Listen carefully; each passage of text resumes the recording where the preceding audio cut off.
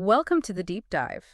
Today, we're opening up a file that is, well, it's genuinely unlike anything we've really explored before. Right. We've got this collection of source material, and it reframes things like neighborhood disputes, real estate, even just people moving in and out, Right. and it treats them not as legal matters or, market economics, but as high-level, extremely local psychological warfare. It's an extraordinary document, Mm-hmm. and it lays out its premise right from the title, which is the art of war things that you don't learn in MBA real estate tricks. So we're taking that seriously. Our mission today is to treat this as purely an informational blueprint. We're going to unpack these unconventional strategies and just identify the core psychological levers they're designed to pull. So this is like a shortcut to understanding the darker side of social engineering. Exactly. So- Applied right outside your front door. Okay, so we're looking at strategy. And what's so fascinating is that the document, it doesn't start with aggression. It starts with what you might call positive manipulation. Yes. The first tactic is all about attracting a new tenant or, boosting a property's value purely through engineered perception. It's pretty audacious for a positive strategy. Oh, completely. The goal is to basically manufacture desirability for a house that might be, perfectly average. And it specifically says to target a profile of a person which is not so famous in that locality. Okay, so let's unpack that. This idea of manufactured fame.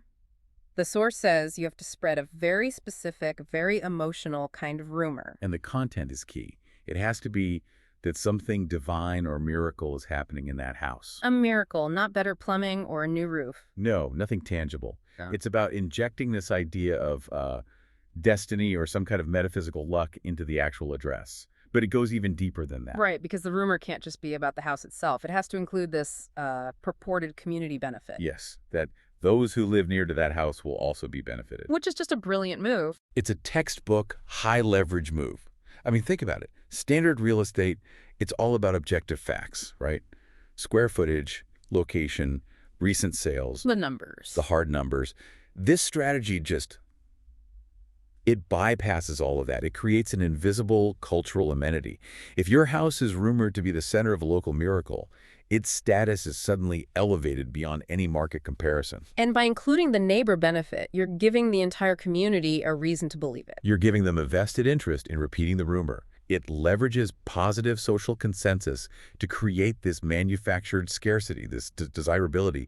You're literally making the house famous. And turning the entire neighborhood into your marketing team. Precisely. It builds this cultural moat around the property. It's a, frankly, brilliant, if completely manipulative way to boost value without spending a dime on renovations. So that first section really proves the core principle of the whole document, which is leveraging social perception. And now we have to pivot, because the rest of the material applies that exact same principle, but for the total opposite goal. Right. Now we get into using aggression and conflict to force an existing neighbor out. This is where it becomes an explicit manual for eviction through social pressure. Okay, let's start with the general approach. You have a neighbor you dislike. The document, it cuts right to the chase. It says, try to spread rumor among women and children. Why is that the first move?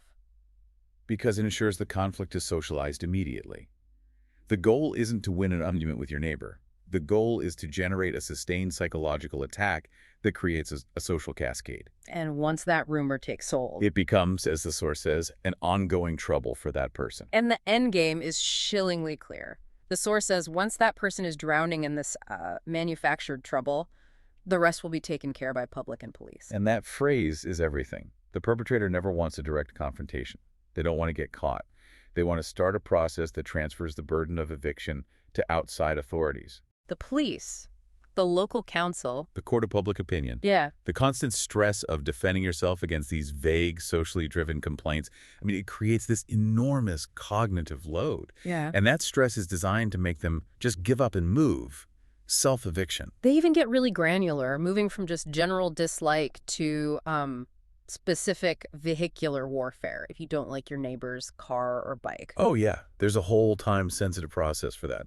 We've been calling it the 6-month scratch because the timeline is so specific. Okay, what's the mechanism there? Again, it's about rumor. You spread rumor among children in such a way that they can't ignore that person's car or vehicle. I have to ask, what is the strategic value of that?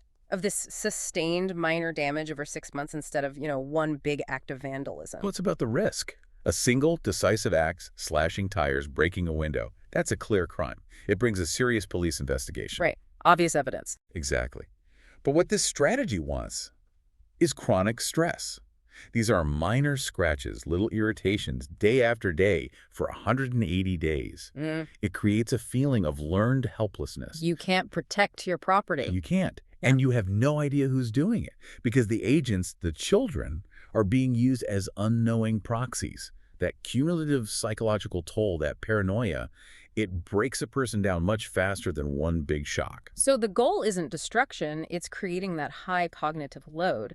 And this idea of weaponizing community norms, it just continues when we get to pets, specifically dogs. Right. If there's a dog you don't like, the strategy is not to poison it or get into shouting matches. No. Once again, it's to spread rumor among women and children, but with a very specific goal in mind. Which is to make them complain often about the dog. It turns a family pet into a strategic liability. A source of bureaucracy. Exactly. You weaponize local bureaucracy.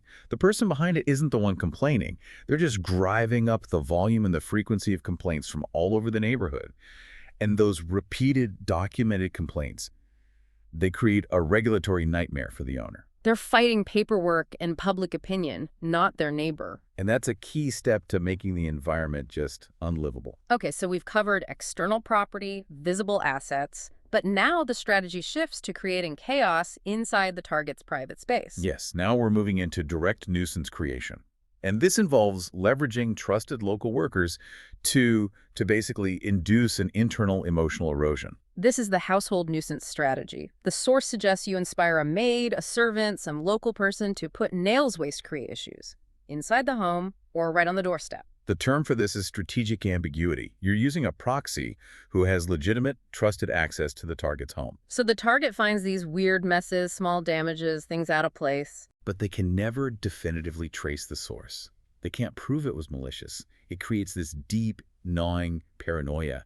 You start to question your own sanity, your own memory. It's pure psychological exhaustion, delivered through low-grade chaos. Mm-hmm. And then we get to the most straightforward and maybe the most unsettling tactic of all, the staring. The staring, yes. And the manual is explicit. It requires constant staring for more than 3 months. Why 3 months? What is it about that duration? It's designed to be inescapable, to break the target's resolve.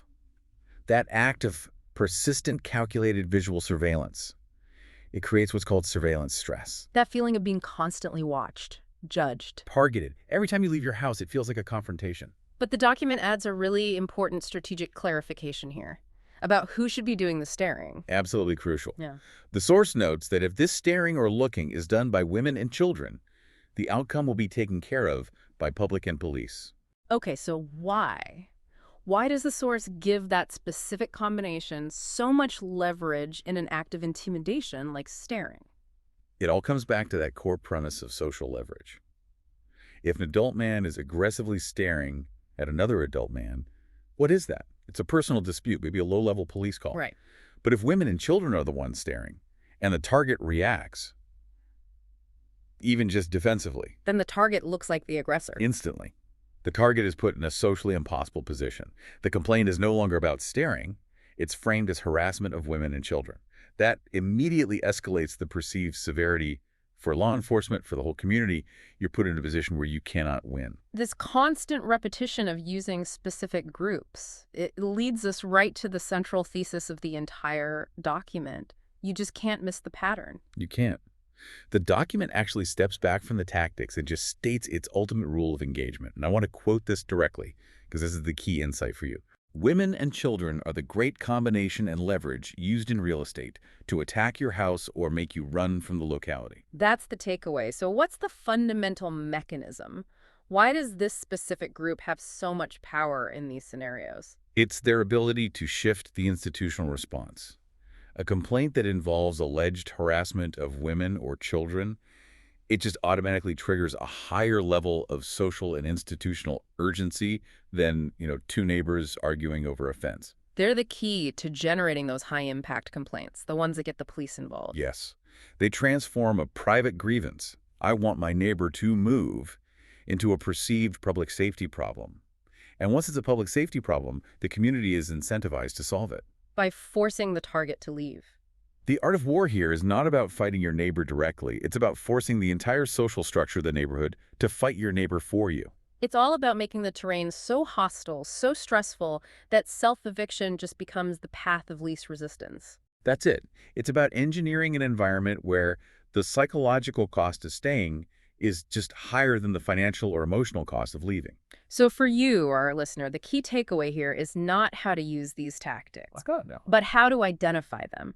And the source material itself offers this really stark, specific warning. It does. It wraps up with a clear diagnostic tool. Oh, The document warns, if you are seeing any of these symptoms, consider someone has an eye on your eviction. so if you're experiencing inexplicable small acts of vandalism on your car, or a sudden flood of complaints about a pet that was never a problem before, Or just that chronic gnawing feeling of being intensely and persistently watched. this document says those aren't isolated annoyances. They are clear, specific symptoms of a manipulative campaign designed to make you run from your home. We've just reviewed a strategic document that completely bypasses law and finance. Instead, it puts all its capital into leveraging human psychology, rumor, and structured community-driven social pressure to get what it wants. It definitely reinforces the idea that true strategy, it often lies in understanding human nature, even in these really mundane local environments. This has been a deeply insightful and a bit of a disturbing look into this handbook. Absolutely. And maybe the final thought for you, the listener, is this. Just consider the strategic difference between what we've reviewed today and, say, traditional business planning. Hmm. One relies on measurable resources, on objective facts. The other relies entirely on manufactured subjective social perception, on rumor. What does that tell you about the often unacknowledged power of social consensus in driving real-world outcomes? A profound and, a slightly chilling thought to leave us with. Thank you for navigating this deep dive with me. It was certainly fascinating to peel back the layers on this. We'll see you next time on the Deep Dive.